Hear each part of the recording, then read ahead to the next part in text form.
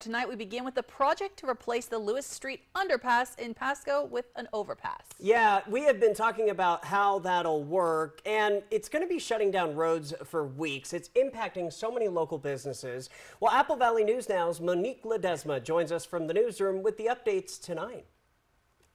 We've been hearing the concerns of local businesses about how they're worried construction may keep customers away long enough to put them out of business. I spoke to City Councilman Leo Perales to see how they're going to make sure that doesn't happen.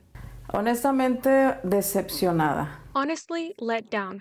Let down because as a Hispanic community, as a Latin woman, as a woman who wants to learn, we already had goals planned for this coming year.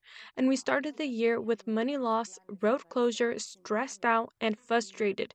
And so our goals are not going to be completed this year. Blanca Garcia owns Paris Beauty Salon, and I have translated this interview from Spanish to English. She says her business is one of dozens impacted by the overpass construction project.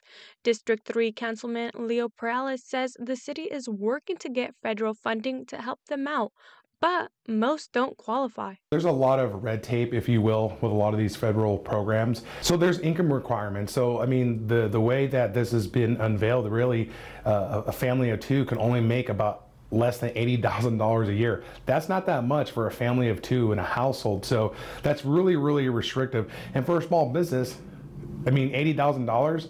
That's extremely. I mean, some of those businesses were making $60,000 to $100,000 in a month. You have to be a U.S. citizen, or you have to have your I-10. So a lot of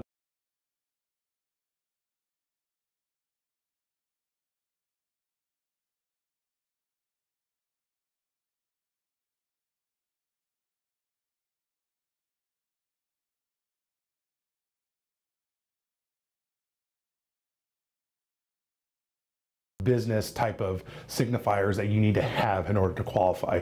So with any federal contract, again, there's just a lot of red tape and hoops you have to get through in order to qualify for the funds. Garcia says she knew waiting for the funding was going to take some patience, but she didn't know the requirements that were going to come with it. Yo sabía que era un proceso. I knew that it was a process, and I knew we were going to have to use our savings to move forward with our business while they came up with the resolution.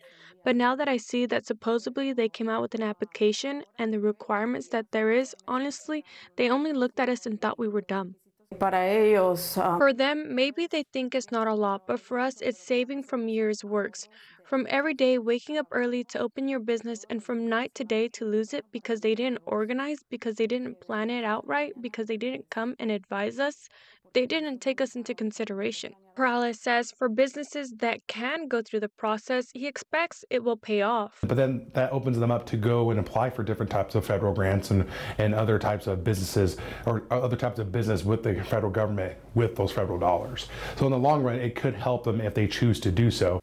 Perales says that he's looking for other funding to help these affected businesses. He also says that the overpass will open tomorrow. Reporting in the newsroom, Monique Ledesma, Apple Valley News Now, on your side.